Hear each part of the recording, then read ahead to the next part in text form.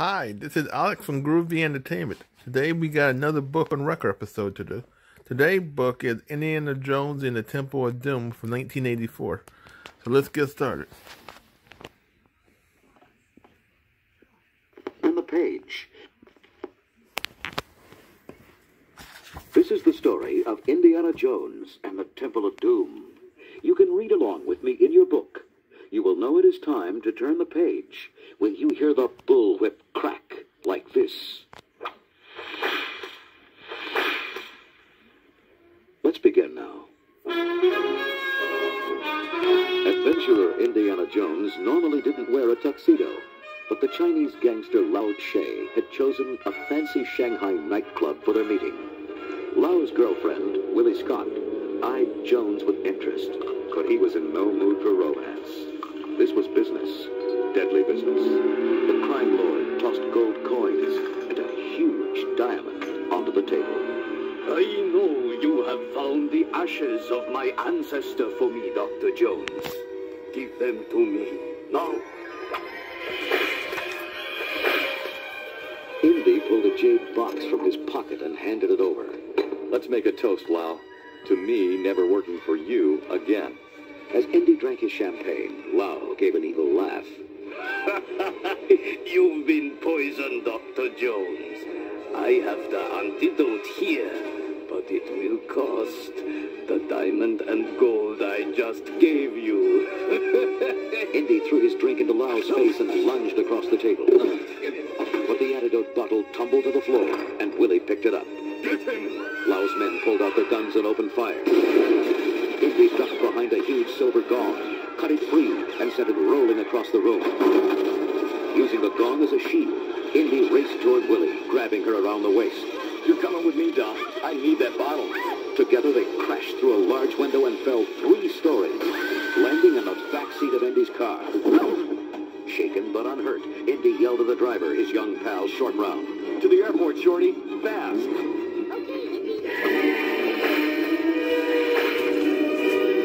Hours after their plane took off, Willie frantically shook Indy awake. Dr. Jones, wake up! The pilots, they jumped out! Nobody's driving, no fuel left! Do something! Quickly, Indy searched the falling plane. No more parachutes. Shorty, help me get this inflatable life raft to the door. Then you two grab onto me. An instant before the plane crashed, Indy pulled the inflation cord and leaped out. The raft popped into shape and caught the wind. It bounced down a snowy mountainside and slid into a rushing, icy river. Willie grabbed Indy's sleeve. Look out for those rocks! Oh, how did I ever get into this? Finally, the raft came to rest on the riverbank, its 3 passengers cold, wet, and bruised, but alive. The chieftain of a nearby village walked up to greet them. Welcome. You are now in India. We have been waiting for you. The chieftain's village was desolate, his people starving. He offered the little food he had to his 3 guests. Evil men from Pankot stole our sacred stone. Without its protection, our wells dried up and our crops died. Then the men came back again and took away our children. We prayed for help. You fell from the sky. Thus we know you were sent to help us. Indy looked at the misery around him.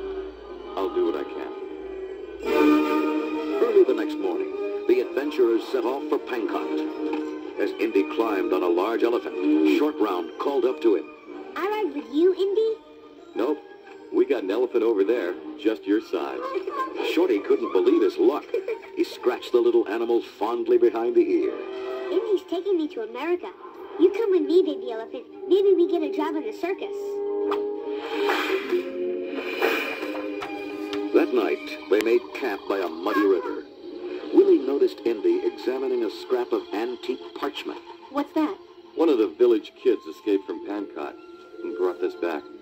It shows a Hindu god giving 5 magical stones to Shankara, one of India's ancient holy men. Magical stones, huh? Like the one stolen from the village? Indy smiled. Could be my road to fortune and glory. When they finally reached the palace of Pankot, frowning guards glared at them from every corner. But the came out to greet them warmly. You must stay the night with us. The Maharaja will be most eager to meet you and hear of your adventures, Dr. Jones. Dinner will be at 8 o'clock. Willie raced off to her room. Dinner with the prince? I've got to get cleaned up. I hope he isn't married yet. At dinner that evening, they met the Maharaja, a boy of 13. A kid? Shorty grinned at Willie. Maybe he like older women. Okay, so I don't get my prince. But I do get a royal banquet, and I'm starving. But when the food arrived, it was awful things like roast snake and baked beetles. Yeah. Willie felt like crying. Indy eyed the strange food skeptically. Hindus don't eat meat. Something's very wrong here. Later, back in Willie's room, Indy noticed a draft coming from a crack in the wall. He examined it closer. Look at this. There's a secret passage behind this statue. He turned to Willie. Lock the door until we come back. He and Shorty crept into the dark, bug-infested tunnel. They entered a small room. Suddenly, the door slammed shut behind them, and sharp spikes began pushing out of the floor and ceiling.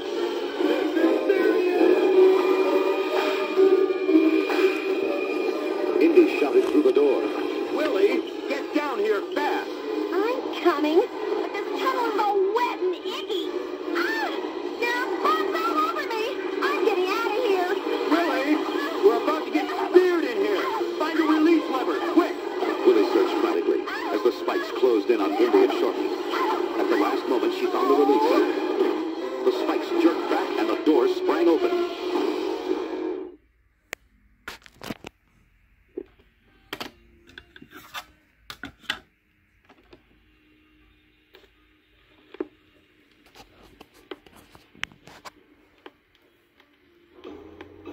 Drawn forward by a weird chanting, the three cautiously entered a tremendous temple cut out of solid rock. Hundreds of worshippers bowed down before a gigantic idol. It had a necklace made of skulls, and its eyes glowed. Indy pulled them back into the shadows. It's a temple to Kali, the goddess of death. Her followers practice human sacrifice. Horrified, they watched as the high priest, Mola Ram, lowered a man into boiling lava. While the worshippers were leaving, Indy looked closer at the repulsive idol. There, at her feet, 3 of the magic Shankara stones, and 1 is the village's. I'm not leaving without them. Indy used his whip to swing across the lava pit and quickly stuffed the mysteriously glowing stones into his shoulder bag. Then he noticed a tunnel behind the statue. He peered in. It's a mine, and those workers, they're the village children. Indy attacked the guards, but he was outnumbered and quickly captured. He was chained to a rock in the high priest's chamber, where he saw Shorty, Willie, so they captured you too. Mola Ram forced a bubbling, smoky liquid down Indy's throat. From now on, all your thoughts will be of Kali, Dr. Jones. The blood of Kali will make you quite happy to be her slave.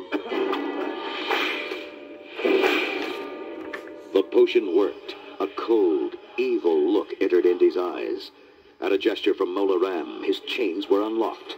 He followed the priests back into the temple, where he watched them lead Willie to a metal sacrificial frame. Indy, help me. They want to drop me into that lava as an offering to Kali.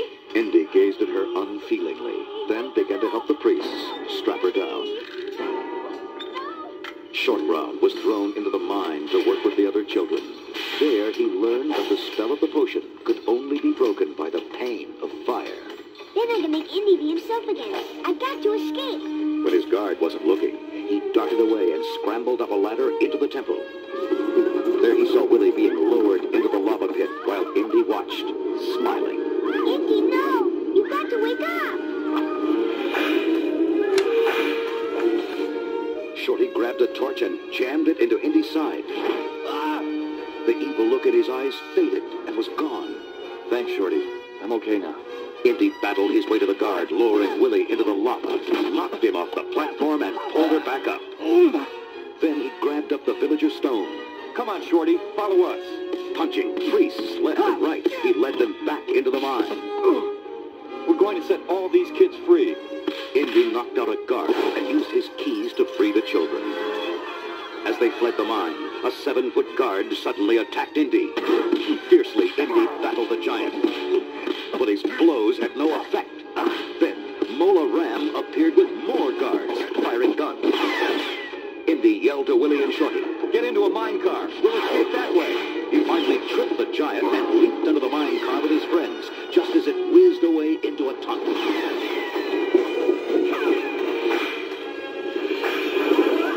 The mine car zoomed through the narrow tunnel like a roller coaster, nearly turning over on the tight curves. Then a shot sounded. Mola Ram's guards were following in another car. Willie curled up in a ball, turning green. Indy squeezed her shoulder. "Don't conk out on us, doll. We need your help." Indy, Willie, and Shorty heaved a wooden beam out of their car onto the track.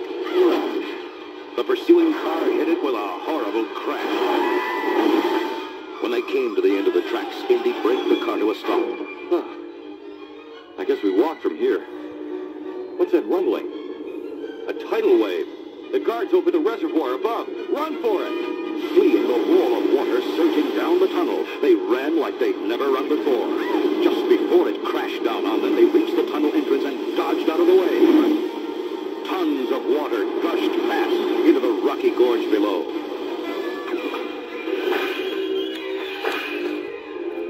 Their only escape route was an ancient rope bridge spanning the gorge. Indy saw a pair of guards coming. Willie, Shorty, get going while I hold these guys off. They started across the shaky bridge. Abruptly, one of the worm-eaten boards broke under Shorty's feet.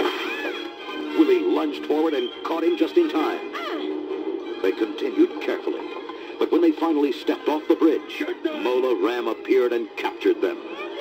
Indy had overcome the guards and was halfway across the bridge when he saw his friends captured. Then, more guards appeared behind him. He was trapped. Mola Ram walked out onto the bridge. The stones are mine. Give them to me. Indy grinned at him. Come and get them. Swinging his sword with all his might, he cut the ropes, shearing the bridge in two. Indy grabbed a rope and swung to safety as Mola Ram and his evil guards fell toward the hungry crocodiles below.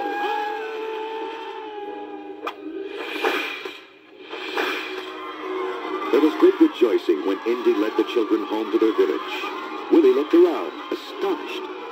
Streams are running. Crops growing. How could it all change so quickly? Could be something to do with this. Indy held up the sacred stone, then returned it to the village elders.